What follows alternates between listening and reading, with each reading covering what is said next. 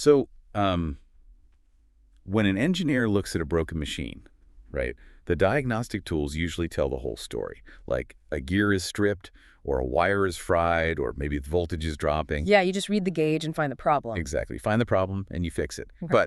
But what happens when you apply that exact same logic to a dying aquarium? Oh, man. It is. It's a nightmare. It really is. You run every chemical test perfectly. Mm-hmm. You line up your little glass vials, you carefully check the colors against that little paper chart, and the water comes back absolutely flawed. Olympic parameters. Right. Ammonia is 0, nitrites are 0, nitrates are totally manageable, the temperature is spot on. But you look at the tank and, I mean, your fish are still gasping at the surface, or worse, they're just lying on the substrate. It's basically the most maddening scenario in the entire hobby. I mean, it goes against everything we are taught when we first set up a tank. Welcome to Tank Guide Life.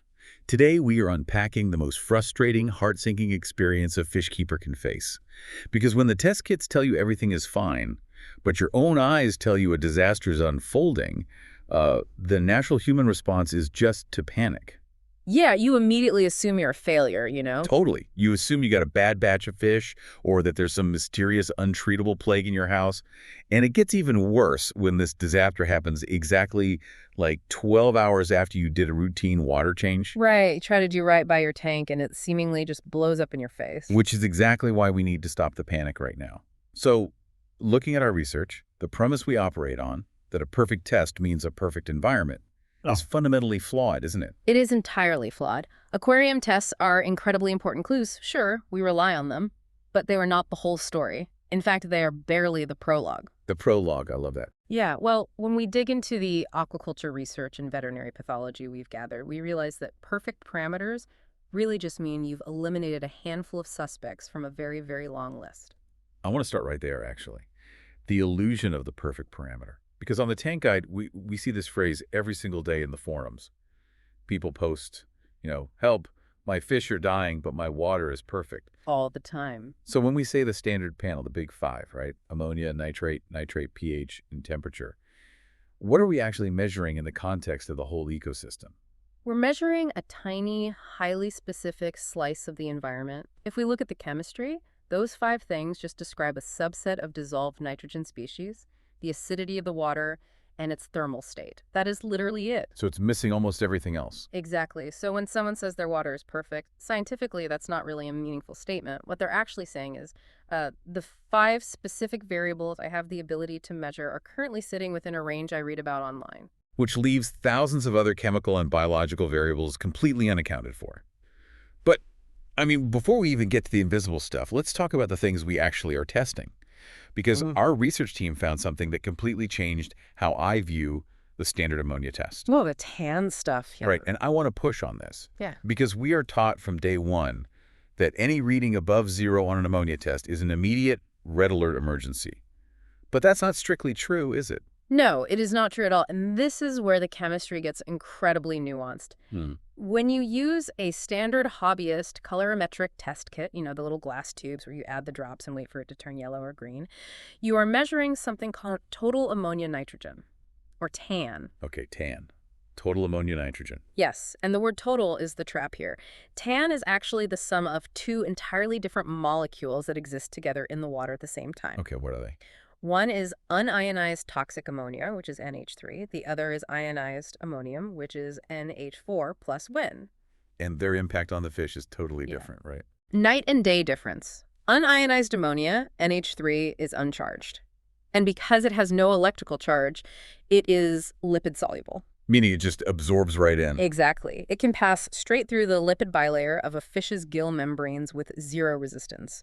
Once it's in the bloodstream, it causes severe neurological damage, it damages internal organs, and it essentially suffocates the fish from the inside out. It is highly, highly toxic. Wow. Okay, so that's the killer. What about the other one, the NH4 plus bi? So ammonium NH4 plus bi carries a positive electrical charge, and because of that charge, it cannot easily cross those gill membranes. It gets repelled. So it is far, far less toxic to the fish. But your test kit? Your test kit doesn't care at all. It just lumps them both together into one single number. If the test turns green, you have TAN, but you don't actually know if you have a tank full of lethal NH3 or a tank full of relatively harmless NH4 plus bi. Wait, If the test can't tell them apart, how does the aquarist know if their fish are actually in danger? What determines which molecule is dominant in the water? It's all about the pH. It's an equilibrium driven entirely by the concentration of hydrogen ions in the water. Temperature plays a small role too, but pH is the main driver. So how does that work in practice? Well, if your water is acidic, say you are running a South American blackwater tank with a pH of 6.0, there are abundant hydrogen ions floating around in the water. Those ions latch onto the ammonia, converting almost all of it into the safe, ionized ammonium form. So in a low pH tank, a reading of 1.0 on an ammonia test might just be a completely harmless false alarm. Exactly. The fish might be swimming around perfectly happy, completely oblivious to it. That's wild. But, and here is the catch, what if you take that exact same water with that exact same 1.0 reading of total ammonia nitrogen and you slowly raise the pH? Okay, let's say I'm keeping African cichlids, Riff Lake fish. My pH is like 8.2 or 8.4. Then you are in an acute lethal emergency. As the pH rises, the water becomes more alkaline, meaning there are fewer hydrogen ions available. The equilibrium violently shifts. Oh, I see where this is going. Yeah, that harmless ammonium drops a hydrogen ion and becomes lethal unionized ammonia. And because the pH scale is logarithmic, an increase of just one full pH point makes the ammonia roughly 10 times more toxic. 10 times more toxic. Just from moving up the pH scale, without the actual physical amount of nitrogen changing at all in the tank. Precisely. This is why testing ammonia in a vacuum without knowing your exact pH and temperature is functionally useless.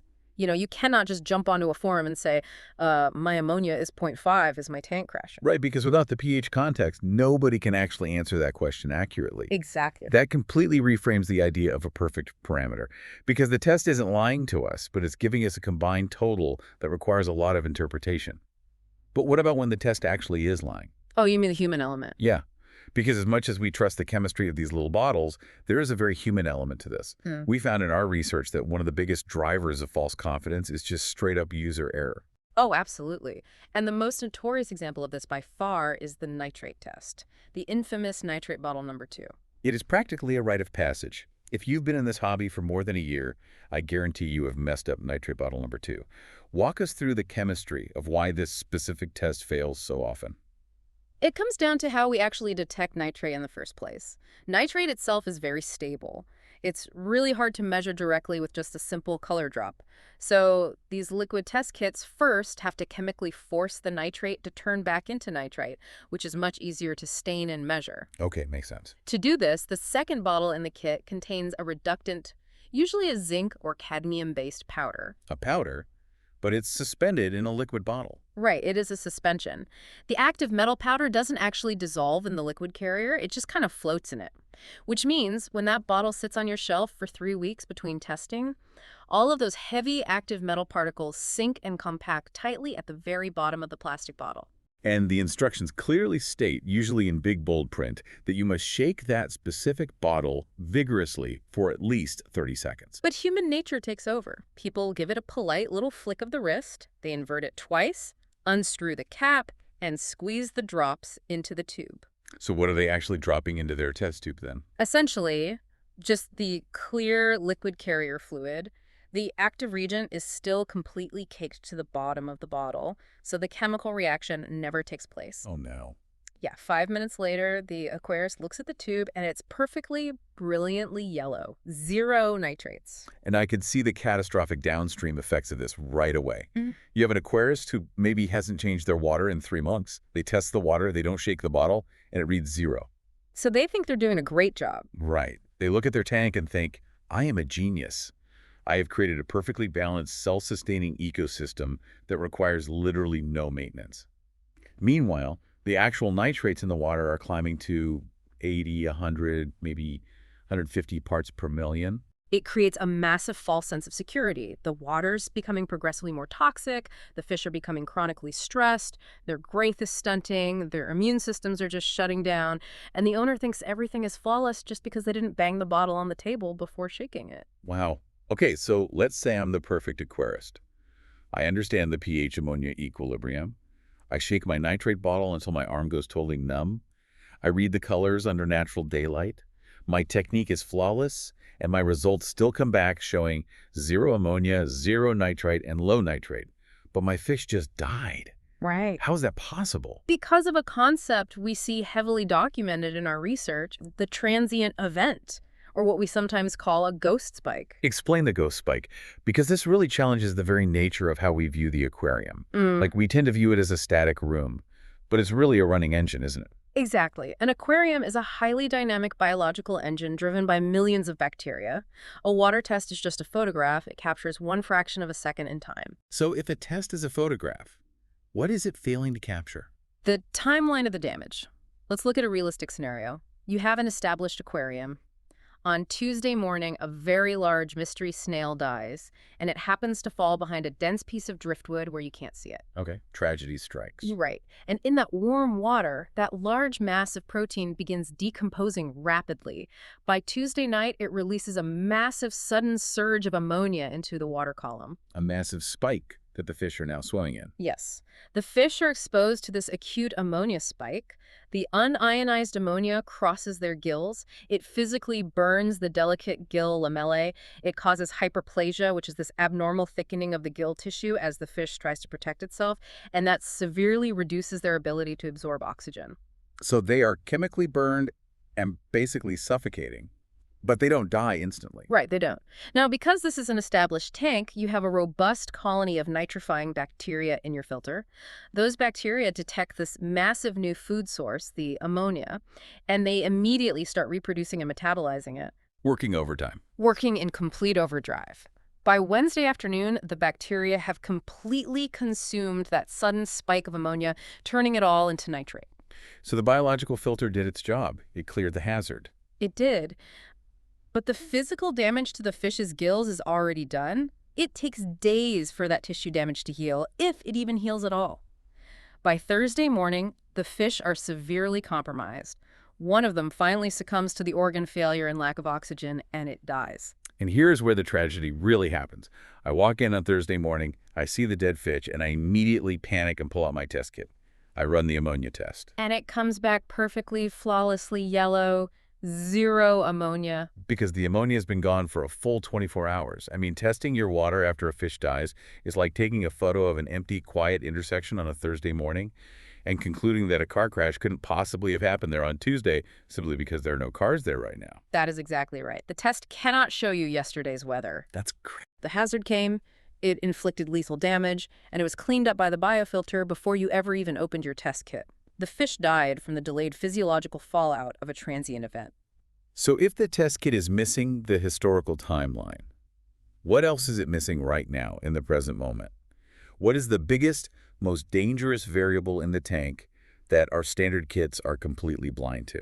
Without question, it is dissolved oxygen. If you look at the commercial aquaculture data we pulled, oxygen depletion is the leading cause of unexplained fish mortality. The leading cause. Yes. It kills more fish than ammonia spikes. It kills more fish than temperature swings. And it kills more fish than pH shock. And yet, almost no standard beginner or intermediate hobbyist kit includes a dissolved oxygen test. Which is absolutely wild to me. Think about it. We are monitoring a completely enclosed, crowded room. We meticulously check the ambient temperature, we measure the acidity, we painstakingly count the pieces of trash on the floor to make sure it's clean, but we completely forget to check if there's actually any breathable air in the room. It is a massive blind spot. And the terrifying thing about oxygen depletion is how quietly and quickly it happens. Oxygen solubility in water is governed by physical laws, primarily Henry's law.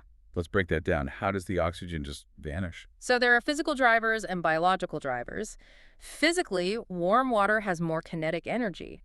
That energy quite literally vibrates the dissolved gas molecules right out of the water and back into the atmosphere. So warm water inherently holds less oxygen than cold water. So in the middle of summer, if my tank temperature creeps up from 75 degrees to 82 degrees, the physical capacity of that water to hold oxygen drops significantly, but at the exact same time, because fish are ectotherms, they're cold-blooded, their metabolism speeds up as the water gets warmer. oh wow. So as the water heats up, the tank has less oxygen available, but the fish suddenly require more oxygen just to survive. Exactly. They are getting squeezed from both ends. That's rough. What about the biological drivers? The biological drivers are even more aggressive. Let's talk about bacteria. Not the good autotrophic nitrifying bacteria in your filter, but the heterotrophic bacteria, the ones that break down solid waste, uneaten food, and decaying plant matter. The cleanup crew. Right. Heterotrophic bacteria reproduce astonishingly fast. While your beneficial filter bacteria might double their population every 15 to 20 hours, heterotrophic bacteria can double every 20 minutes if they have enough food. And they consume massive amounts of oxygen to break down that waste. This is what wastewater treatment plants call biological oxygen demand, or BADD. Precisely. If you overfeed your tank, or if you have a massive die-off of algae, or if a fish dies and you don't find it, you trigger an explosion of heterotrophic bacteria. They breed into the trillions. And they need air to do that. Yes.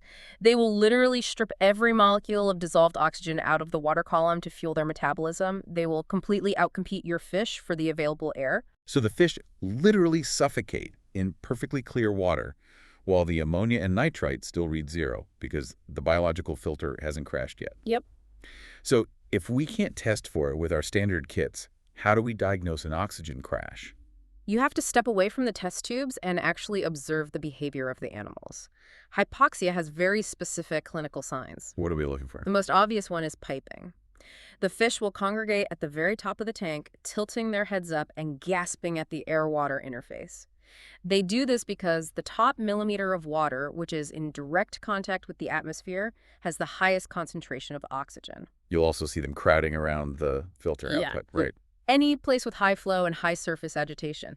But our research noted a really crucial differentiator here that helps you rule out toxins. Oh, what is it? If you observe your tank and you notice that your biggest fish are struggling and gasping first, while the tiny tetras seem relatively okay, it is almost certainly an oxygen problem. Wait, why the big fish?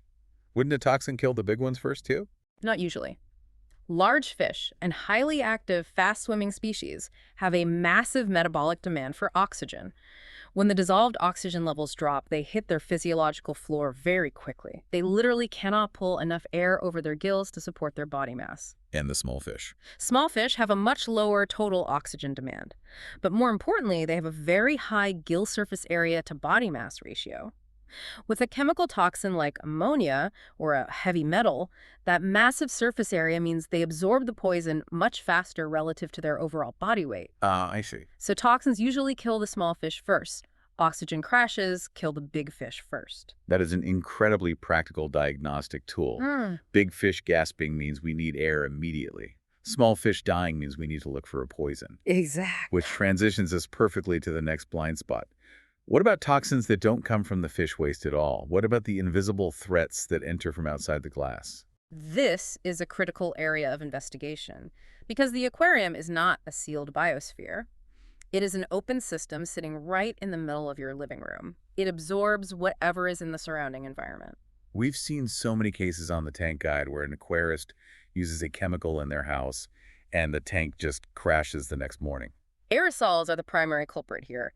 Air fresheners, plug-in scent diffusers, glass cleaners sprayed directly onto the tank panels, furniture polish, and especially insect repellents. These chemicals settle on the water surface and are immediately pulled into the water column by the filter flow. And these will leave absolutely 0 trace on a standard test kit.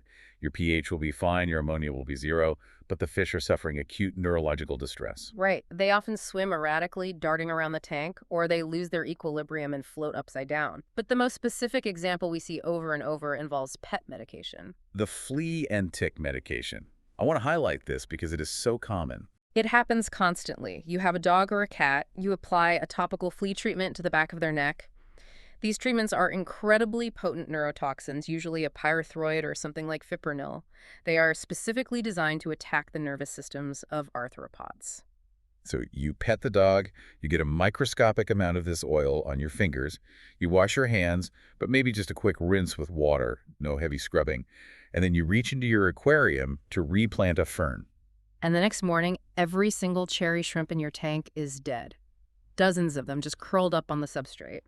But your tetras, your corydoras, your rasboras, they are perfectly fine, eating normally, swimming normally. Then you pull out your test kit, and the parameters are flawless. Because the test kit can't see neurotoxins. Insecticides are hyper-targeted. They are designed to destroy the GABA receptors in the nervous systems of arthropods. Shrimp and crabs are aquatic arthropods. Wow. Yeah, so the microscopic dose of fipronil that washed off your finger is totally harmless to a vertebrate fish, but it is an apocalyptic event for a shrimp colony. So if only the invertebrates die overnight, you stop looking at the nitrogen cycle, and you start looking at your hands, your dog, and the bug spray you used in the kitchen. Exactly. What about toxins coming from the tap water itself, the things we just assume are safe? Heavy metals. Specifically, copper. This is a massive hidden variable, especially in older homes, or conversely, in brand new construction. How does copper get into the tap water in lethal amounts? It leaches directly from your household plumbing. If you have copper pipes and your municipal water is slightly acidic, it will slowly dissolve the metal. This is vastly accelerated if the water sits stagnant in the pipes overnight. So the first draw of water in the morning is loaded with it. Exactly. And it's also accelerated if you use hot water. Hot water is far more aggressive and corrosive toward plumbing metals than cold water. And I see people do this all the time to temperature match their water changes. They turn on the hot tap to get the bucket to 78 degrees, bypassing the cold water line entirely. And they are pulling a heavy load of dissolved copper straight from their water heater into the tank. Now here is where the biology gets really fascinating. Just like the insecticide, copper is uniquely lethal to invertebrates, snails, shrimp, crayfish. But the fish are okay. Why? Why does copper melt a snail, but a guppy doesn't even care? It comes down to their blood. Fish, like humans, use hemoglobin to transport oxygen through their bodies. Hemoglobin is an iron-based protein. Invertebrates, shrimp, crabs, many snails, they don't use iron. They use hemocyanin, which is a copper-based protein. That's why their blood is sometimes described as blue. Right, but because their entire respiratory system is built on copper chemistry, they are incredibly sensitive to excess copper in the environment. It interferes with their osmoregulation and respiration at microscopic levels. A copper concentration of 0.05 parts per million might not even bother a fish, but it will rapidly kill every snail in the tank. The diagnostic patterns here are just incredible. If the big fish die, it's oxygen. If the tiny fish die, it's probably ammonia. If the shrimp and snails die, it's copper or a pesticide. This completely changes how we view an emergency. We aren't just blindly looking at test tubes anymore. We are looking at the specific biological impact on different organisms. Which brings us to the most common trigger event for these unexplained disasters. Because honestly, 90% of the time when we get a frantic message on the tank guide, the story always starts the exact same way. I just did a water change and now my fish are dying. Yes.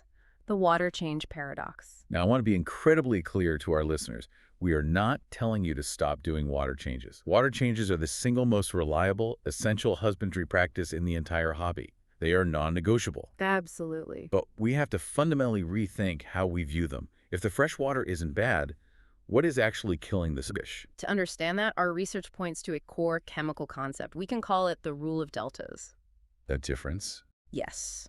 The difference, the delta, between the old water currently inside the aquarium and the new water you are about to pour in matters infinitely more than the total percentage of water you are changing. This flies in the face of so much internet dogma. You constantly see rules like never change more than 25% of your water at once or you'll shock the fish. But then you look at professional discus breeders, and they are doing 90% water changes every single day. And their fish are massive, vibrant, and thriving. Because the breeders have a delta of 0. Think of it like moving houses.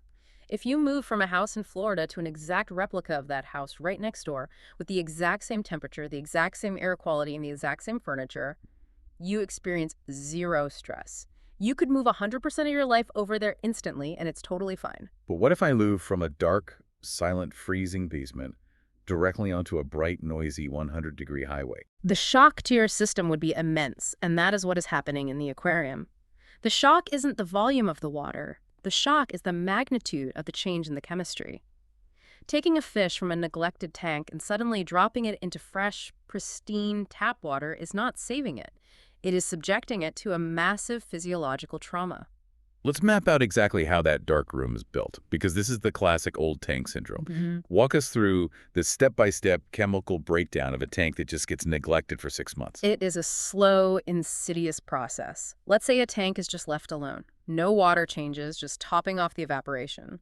When aquarium water evaporates into the air, only pure H2O leaves. It leaves all the dissolved minerals behind in the tank. The calcium, the magnesium, the salt. Yeah, so the owner comes along and tops off the tank with fresh tap water, which contains its own fresh load of minerals. Over months, this cycle repeats. The general hardness, or GH, and the total dissolved solids, the TDS, concentrate higher and higher.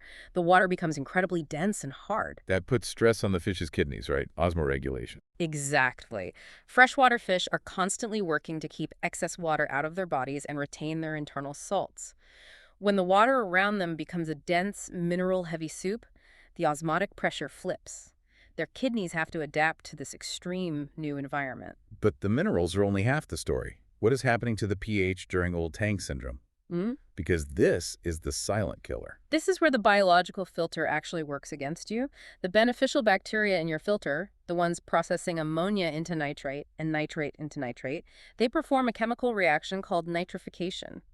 As a byproduct of this reaction, they release hydrogen ions into the water. Acid. They are constantly dripping acid into the tank. Yes. Now, normally your tap water has carbonate hardness, or KH. These are carbonate and bicarbonate buffers. They act like a sponge, absorbing those hydrogen ions and keeping the pH completely stable. But in a neglected tank with no water changes, The acid keeps dripping, and eventually the sponge gets completely full. the KH is entirely consumed, it drops to zero, and the moment that buffer is gone, there's nothing left to absorb the hydrogen ions. The pH of the tank plummets rapidly. It might drop from a healthy 7.4 down to 6.0, 5.5, or even lower. Wow, that's acidic. Very. And at this highly acidic level, the biological filter actually begins to stall out, and ammonia begins to build up in the water. But wait, we learned earlier that at a very low pH, all of that ammonia is converted into harmless ionized ammonium. Precisely. The neglect has created a trap. The tank is now a highly acidic, mineral-dense soup, heavily loaded with ammonium, but the fish have slowly adapted to this over 6 months. They are surviving, they might be lethargic, but they are alive. And then the owner decides it's finally time to clean up their act. Maybe family's coming over for the holidays and the tank looks swampy, so they pull out the python hose, they drain 80% of the water, and they aggressively fill it back up with fresh, clean tap water. They think they are being a hero, but they just dropped a chemical bomb on the ecosystem. What happens the second that new water hits the tank? First, the osmotic shock. The fish's kidneys, which spent months adapting to heavy mineral water, are suddenly plunged into soft, clean water. Their osmoregulatory system crashes. But the fatal blow is the pH. The fresh tap water has a high pH and plenty of carbonate buffers. It instantly, violently raises the pH of the entire tank. And what happens when the pH rises? All of that harmless ammonium that was trapped in the low pH water instantly drops its hydrogen ion. It converts, in a matter of minutes, into lethal unionized ammonia. The owner just chemically burned their fish's gills off. It is tragic because the aquarist watches the fish gasp and die over the next 24 hours, and they conclude, wow, large water changes are dangerous. The shock of clean water killed them. They learned the exact wrong lesson. It wasn't the clean water that killed them. It was the massive sudden shift in the ammonia equilibrium. So practically speaking, if one of our listeners realizes they have old tank syndrome, how do they fix it without killing the fish? You have to rehabilitate the tank slowly.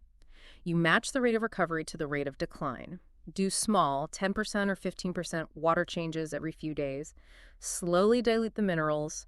Slowly replenish the KH buffers and allow the biological filter to wake back up and process the ammonia before the pH rises too high. Okay, so that's what happens when the tank changes slowly behind our backs and we force a sudden correction. But what about when the municipal water supply changes behind our backs? Because we just assume that the water coming out of our faucet today is exactly the same as the water that came out 6 months ago. And that is a very dangerous assumption. Our observations highlight a major municipal event that catches thousands of aquarists off guard every single year, the free chlorine conversion. Also known as the spring flush. Walk us through why the city utility does this and why it is so deadly. Most modern municipalities use chloramine to disinfect the drinking water. Chloramine is a stable bond of chlorine and ammonia. It lasts a long time in the miles of pipes under the city. But because it is so stable, it isn't quite as aggressive at burning away stubborn biofilms that can build up in the water mains. So the city has to do a deep clean. Usually once a year, often in the spring when water temperatures start to rise, the utility will temporarily stop using chloramine, and they will switch to flooding the pipes with free chlorine, hypochlorous acid, and hypochlorite. And they don't exactly knock on your door to tell you they're doing this. No, it might be a footnote on your water bill or a small banner on their website. During this flush, which can last for 30 to 60 days, the absolute concentration of chlorine in the tap water can be significantly higher and much more chemically aggressive than normal. And if an aquarist uses a cheap, generic water conditioner, or if they just eyeball the dosage like they always do, It isn't enough to neutralize the surge of free chlorine. The unneutralized chlorine hits the aquarium. It is an incredibly powerful oxidizer. It immediately oxidizes the delicate epithelial tissue of the fish's gills. It literally causes chemical burns. but then the craziest part, you test the tank an hour later to see what went wrong. And the chlorine test reads absolute 0. How is that possible if it just burned the fish? Because free chlorine is highly reactive. Once it burns the organic tissue of the fish and reacts with the dissolved organics in the water column, it breaks down and dissipates. It does its damage and vanishes. It looks exactly like a mystery disease. The fish are gasping, their gills look red and inflamed, and the water is clean. But it was just a municipal utility flush. The ultimate ghost spike. Always dose your conditioner for the full volume of the tank, not just the water you are replacing, especially in the spring. Okay, let's talk about temperature during water changes, because this is another area riddled with aquarium folklore. The golden rule is always never deviate. Match the temperature perfectly, or the fish will die of thermal shock. And our research shows that is largely exaggerated. Don't get me wrong, you shouldn't drop your tank by 15 degrees in 5 minutes. But a standard 2 or 3 degree drop during a routine water change is not going to instantly kill healthy fish. Right. Remember, in the wild, a heavy rainstorm can drop the temperature of a river or a pond very quickly.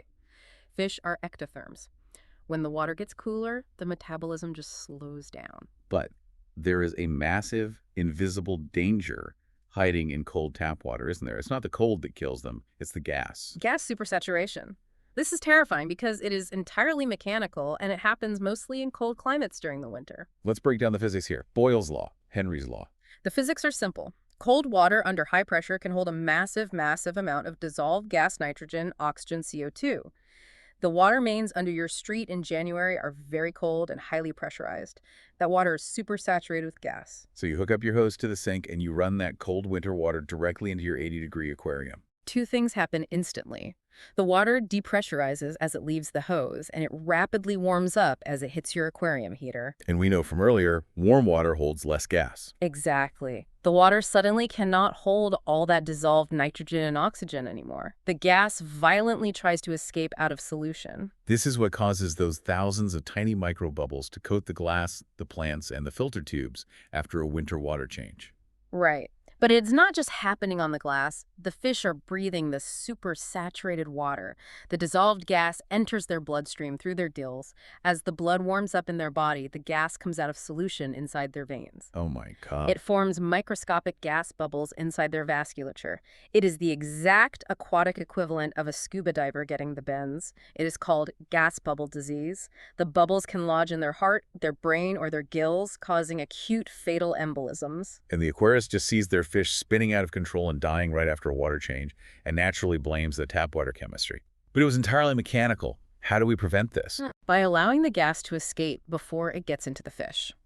If you live in a cold climate, the best practice is to premix your water in a large bucket or bin, drop an air stone in it, and let it aerate and come up to room temperature for a few hours. So it outgasses safely. Exactly. The surface agitation strips the excess gas out into the atmosphere.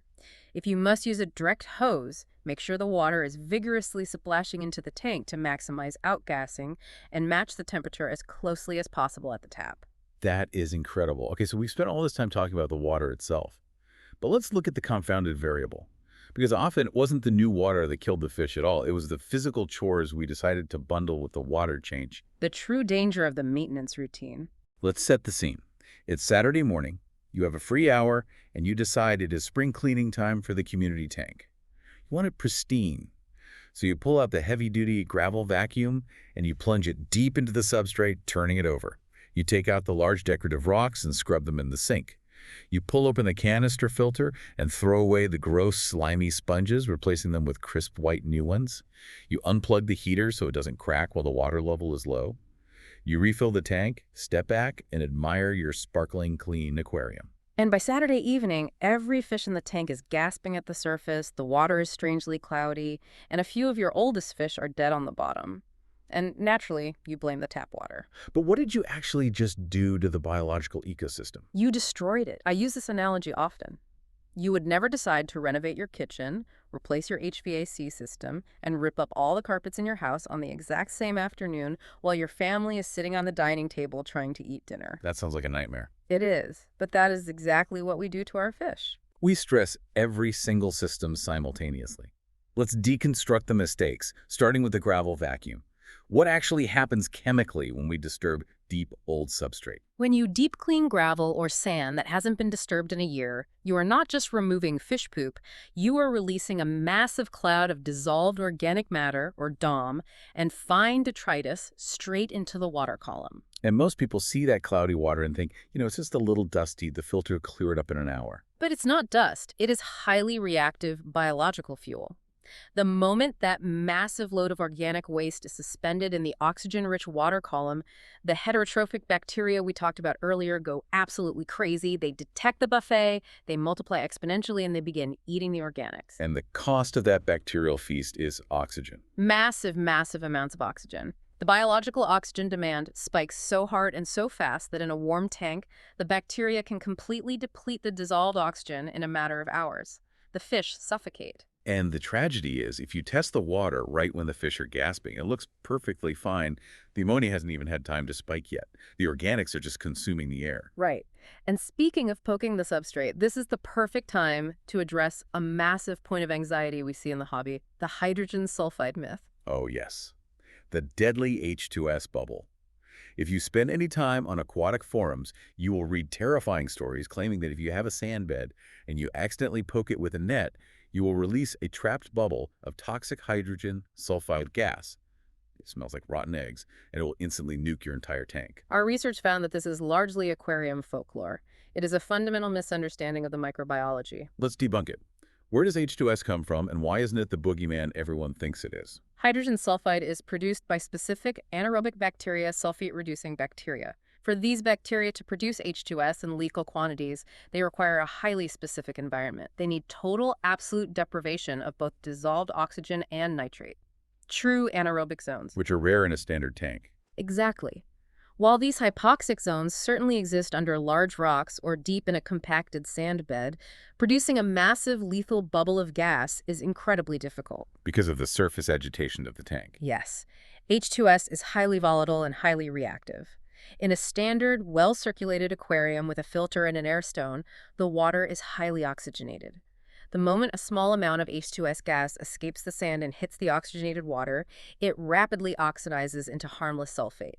It gets neutralized before it can reach lethal concentrations for the fish. So if poking the gravel doesn't release a poison gas bomb, why do tanks sometimes crash after substrate maintenance? Because of exactly what we just talked about, the organic cloud and the massive oxygen crash. The aquarist pokes the gravel, the tank crashes, they smell a faint sulfur odor from the decomposing waste, and they wrongly conclude, oh, the gas bubble killed them. The real killer was the heterotrophic bacteria consuming all the oxygen. Exactly. That makes perfect sense. Okay, let's move to the filter maintenance from our hypothetical Saturday cleaning.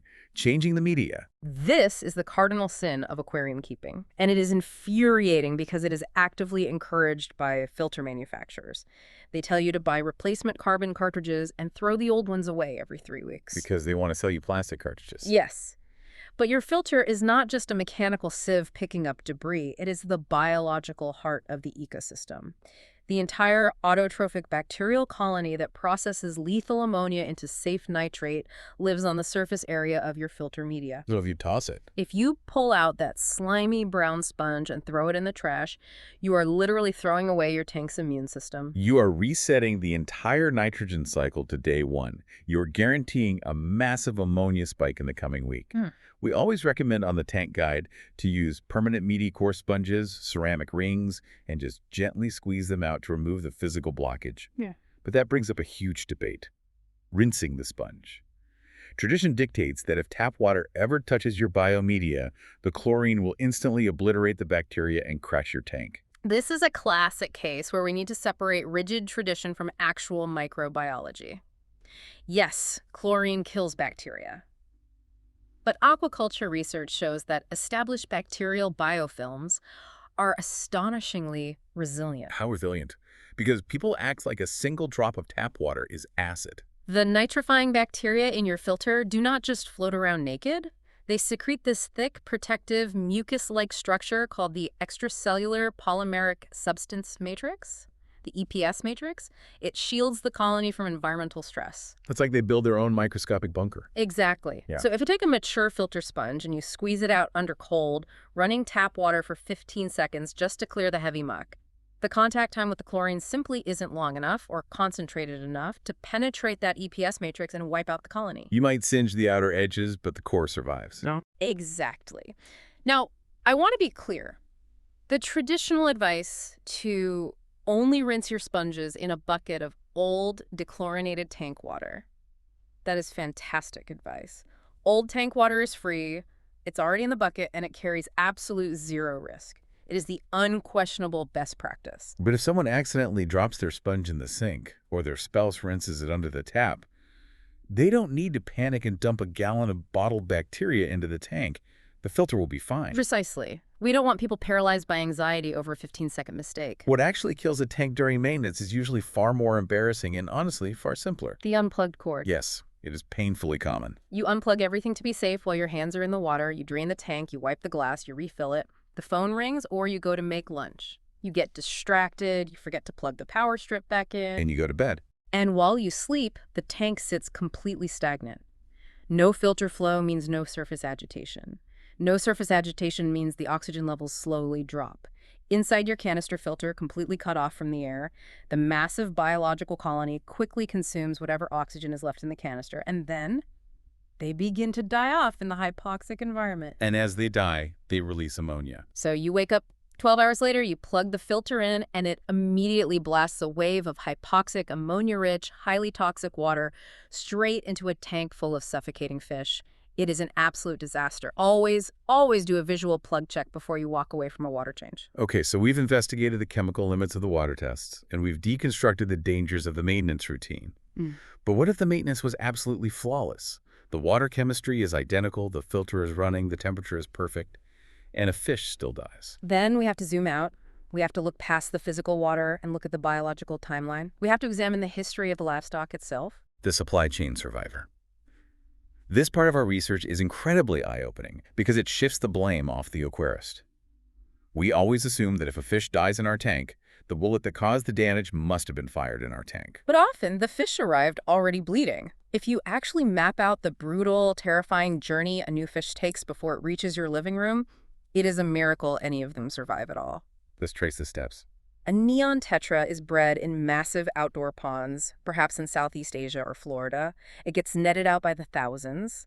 It is put into a small plastic bag with a minimal amount of water, pumped full of industrial oxygen, and placed in a dark styrofoam box. Sounds stressful already. It gets worse. It is flown internationally to a massive import wholesaler. It is unboxed, dumped into a massive holding system with completely different water chemistry. 3 days later, it is netted again, bagged again, and shipped to your local retail fish store. It gets dumped into a display tank. A week later, a teenager chases it around with a net for 5 minutes, puts it in another plastic bag, and you drive it home in your hot car. The compounding physiological stress is unimaginable. Every single stop involves a massive swing in pH, hardness, and temperature. But the most critical, lethal mechanism of this whole journey is what happens inside that tiny plastic shipping bag on the way to your house. Bag chemistry. This is one of the most misunderstood mechanisms in the hobby, and it directly relates back to our ammonia discussion. Walk us through what is happening chemically inside a sealed fish bag during a 24-hour shipping transit. The fish is sealed in a small volume of water and a pocket of air. The fish breathes. It inhales oxygen and exhales carbon dioxide. Because the bag is sealed, that CO2 has nowhere to go. It builds up in the water. And when CO2 dissolves in water, it forms carbonic acid. Exactly. The water in the bag becomes progressively more acidic over the journey. The pH slowly drops from 7.5 down to 6.5 or even 6.0. Now, at the exact same time, the stressed fish is constantly excreting ammonia waste into that tiny volume of water. The ammonia levels must be astronomical. But wait, we established earlier that at a low pH, ammonia is forced into the harmless ammonium state. Yes. It is a brilliant, accidental biological defense mechanism. The fish's own exhalation of CO2 creates an acidic environment that perfectly protects it from its own toxic waste. The fish can survive a 24-hour journey in that bag precisely because the pH is suppressing the ammonia toxicity. But then, the excited aquarist gets the box in the mail. They open the styrofoam, they untie the plastic bag, and they open it up to the ambient air in their living room. The moment you open that bag, the seal is broken. The concentrated CO2 in the water immediately begins to outgas into the room. As the CO2 leaves, the carbonic acid disappears, and the pH of the water rapidly shoots back up. Within 20 to 30 minutes, the pH in the bag can jump a full point or more, and all of that harmless suppressed ammonium instantly, violently converts back into highly toxic, unionized ammonia. So the complex drip acclimation method, where people float the open bag in their tank and spend 2 hours slowly dripping their tank water into the bag to gently match the parameters. They think they are being gentle. In reality, they are holding the fish hostage in a rapidly intensifying chemical fire. The longer that bag stays open, the more toxic the water becomes as the ammonia equilibrium shifts. Drip acclimating shipped fish can literally burn their gills off. Wait, so I've been doing 2-hour drip acclimations for shipped fish for years. Are you saying I might have actually been suffocating them in their own toxic waste while trying to be careful? If the fish were in the bag for more than a few hours, yes. In cases of shipped fish, it is almost universally safer to float the sealed bag for 15 minutes just to match the temperature. Do not open it. Just float it sealed. Right. Once the temperature matches, you cut the bag open, you immediately net the fish out, and you drop them straight into your clean, zero ammonia quarantine tank, leaving all the toxic bag water behind. You accept a tiny bit of osmotic shock to avoid lethal chemical burns. Exactly. The damage of ammonia is far, far worse than a slight difference in GH or pH. That completely blows up everything I thought I knew. So if a fish dies 3 days after you put it in your display tank, it didn't necessarily die because your water parameters were bad. It died from irreversible gill damage sustained in the shipping bag or at the wholesaler a week ago. The clinical outcome, the death happened in your living room, but the fatal exposure happened entirely in the supply chain. And it isn't just physical damage or chemical burns that operate on a delay. Pathogens do too. Let's talk about the incubation illusion. Biological pathogens, parasites, bacteria, viruses have life cycles. A fish swimming in the retail display tank might have been exposed to itch 2 days before you bought it. But it looks perfectly clean and healthy in the store. No white spots. Because the parasite is still in its microscopic, unseen stages, the rult or trophont stage, burrowing into the epithelium. You buy the fish, you net it, you bag it, you drive it home. The massive stress of this transition causes the fish's body to flood with cortisol, the primary stress hormone. And cortisol is an immunosuppressant. It drastically reduces the fish's leukocyte count, effectively shutting down their immune system. With the immune system offline, the parasite begins to multiply exponentially. It has an incubation period of anywhere from 3 to 7 days, depending on temperature. Suddenly, a week later, the new fish is covered in white cysts. And because you trusted the visual inspection at the store and you didn't use a quarantine tank, now your beautiful, established 2-year-old resident fish are getting infected with a hyper-aggressive strain of itch. Which is exactly why quarantine is a non-negotiable best practice. You must have a physical and chronological buffer between the chaotic, pathogen-rich supply chain and your pristine display tank. Quarantine isn't about punishing the fish. It's about giving them a safe, quiet space to decompress and reveal any hidden timelines before they threaten your whole ecosystem. Okay, what about deaths where there is absolutely no disease, no chemical spike, no new fish added? Just a slow, inexplicable attrition of your stock. One fish dies every few weeks, and the water always tests perfect. Then you are dealing with behavioral attrition, the silent, non-chemical killers. Let's give some examples. Nocturnal aggression is a massive one. Aquarists observe their tank when the lights are on. Everything looks peaceful. But when the lights go out, the dynamic completely shifts. You might have a bristlenose plico or a specific type of loach that becomes highly territorial in the dark. Sneaky. Very. They will actively hunt down sleeping, slow-moving fish, latching onto their flanks and rasping off their protective slime coat. Which opens the fish up to secondary bacterial infections. Right, or consider food competition. You have a mixed community tank with lightning-fast zebra danios at the top and slow, methodical Corydoras catfish on the bottom. You drop the food in. The danios consume 90% of it before it ever hits the substrate. Over the course of 4 months, the Corydoras slowly, quietly starve to death. And those behavioral issues leave absolutely zero trace on a chemical water test. The ammonia is zero, the nitrate is low, the water is pristine. But the fish are literally being bullied or starved to death right in front of you. Which is why observation is just as critical as chemical testing. All right, this brings us to the most practical part of our discussion. Diagnostic thinking. Becoming an aquatic detective. We have laid out all these hidden variables: oxygen crashes, pH swings, municipal chlorine flushes, bag chemistry, nocturnal bullies. When a listener walks up to their tank tomorrow and sees a disaster unfolding, how do they figure out which of these variables is responsible without panicking? It is entirely about looking for patterns. You have to interrogate the scene methodically. And the first, most powerful clue you have is the timeline. Timing is everything. Let's run some scenarios. Teach us how to read the clock. What if the fish shows severe respiratory distress in seconds to minutes? I'm talking right in the middle of refilling the tank during a water change. If the reaction is immediate, you suspect an immediate, acute environmental hazard. You forgot to add the water conditioner, and you were blasting them with municipal chlorine or chloramine. Or you didn't check the tap temperature and you just dumped 50-degree water into an 80-degree tank, causing a massive thermal shock. Makes sense. Or you ran a high-pressure hose straight into the tank in winter and you are causing gas supersaturation. Immediate distress means an immediate mechanical or chemical error. Okay, scenario 2. You do a water change at 7 p.m. Everything is perfectly fine. You watch TV, the fish are swimming happily. You go to sleep at 10 p.m. You wake up at 7 a.m., turn on the tank light, and half the fish are dead and the rest are gasping at the surface. An overnight event strongly points to oxygen depletion. Remember, plants and algae produce oxygen during the day via photosynthesis. But at night, when the lights are off, photosynthesis stops. Right. The plants actually reverse direction. They consume oxygen and produce CO2 through cellular respiration. So the plants are competing with the fish for air in the dark. Exactly. If the tank was already hovering near the edge of hypoxia due to warm water or organic buildup, the nighttime plant respiration will push it over the edge. Alternatively, an overnight disaster could mean you forgot to plug the filter back in, cutting off surface agitation. The unplugged cord strikes again. Yes. Or a heater thermostat failed in the on-then position and cooked the tank while you slept. Or an airborne toxin did a family member spray an aerosol carpet cleaner in the living room after you went to bed. The timeline narrows it down.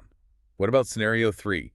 The water change was on Sunday. Everything was fine Monday, Tuesday, Wednesday. On Thursday, fish start dying. A delay of several days usually points to biological incubation. This is the ghost spike we talked about. Maybe you deeply disturbed the gravel on Sunday, caused a massive organic cloud.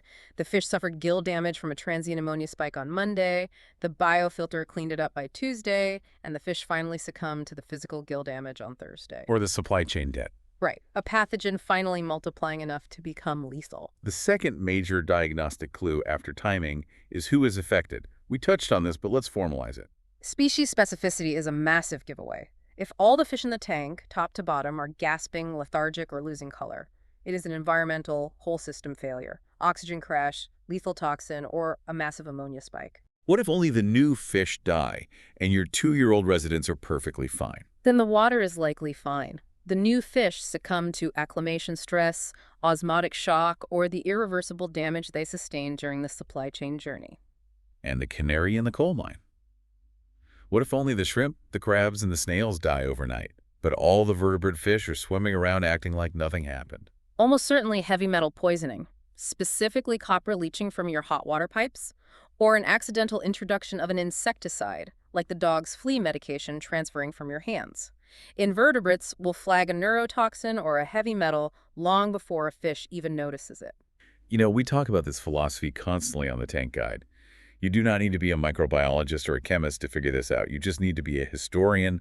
You need to keep a record. A timeline. Yes. Yeah. Did the dog get a flea bath yesterday?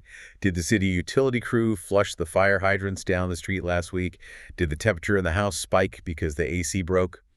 Your water test kit cannot tell you any of that, but a written journal will. Which leads us directly into our final phase, the emergency playbook.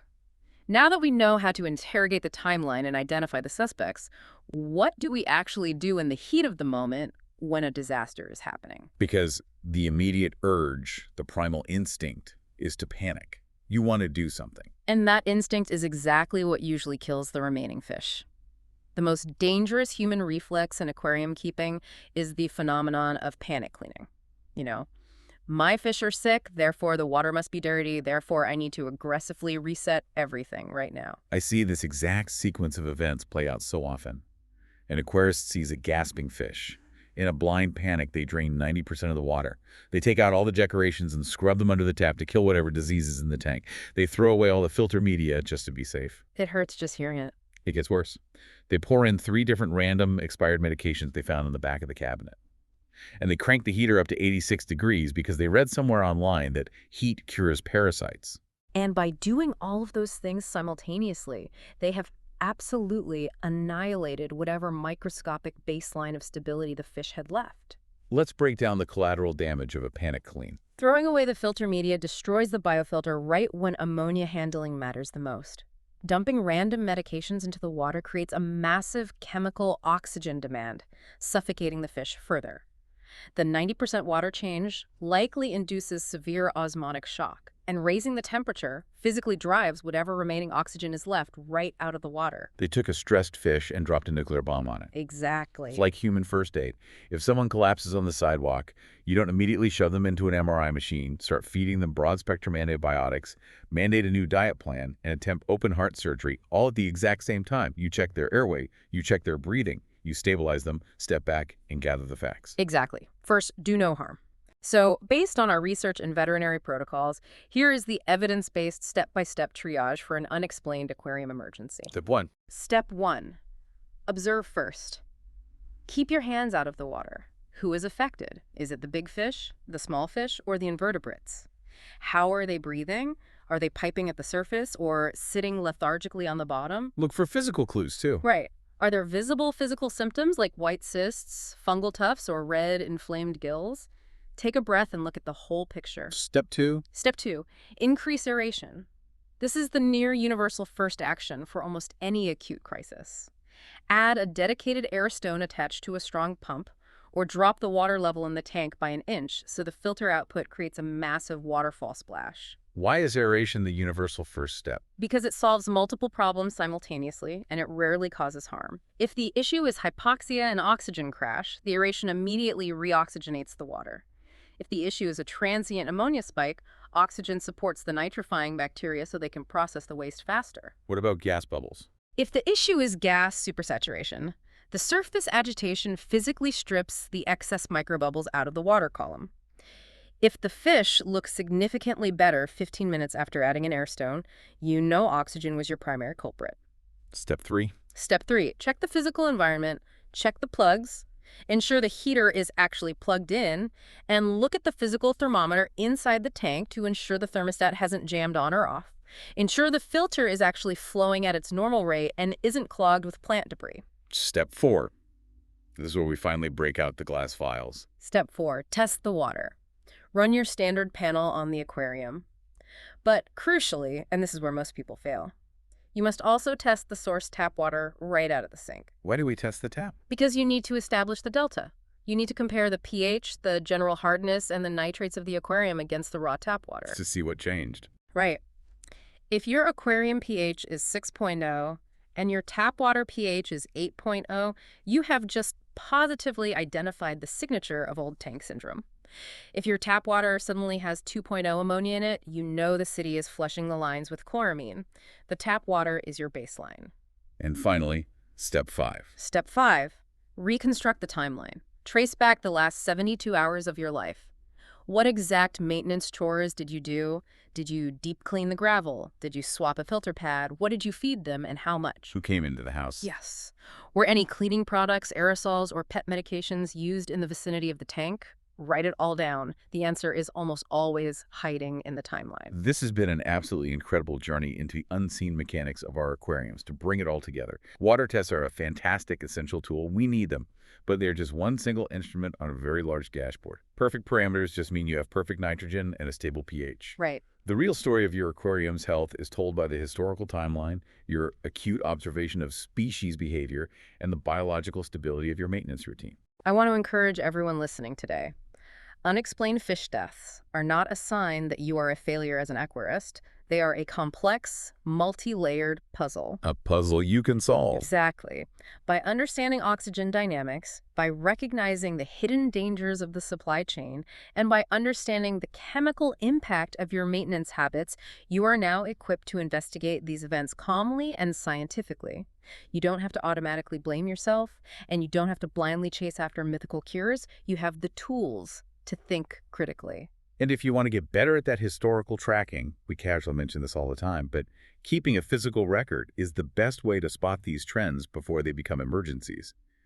Checking out the Daily Tank Journal and the Aquarium calculators over on the Fish Keeping Life Co. Etsy store is a fantastic way to dial in your maintenance tracking. It takes the guesswork out of the timeline. It really is all about building and documenting that baseline of stability. I want to leave you with one final thought to mull over. Tomorrow, when you walk past your aquarium, take a moment to really look at it. The water might be crystal clear. The plants might be gently swaying. Everything might seem perfectly still, silent, and pristine. But ask yourself, how much of the water's true story is completely invisible to your naked eye? It's crazy to think about. What microscopic battles are happening deep inside the porous ceramic rings of your filter right now? How many trillions of bacteria are fighting over a single dissolved molecule of oxygen? There's an entire raging, unseen universe operating in that glass box, keeping those fish alive. Keep learning, keep observing, and keep enjoying the hobby. Thanks for listening, and we will see you next time on Tank Guide Life.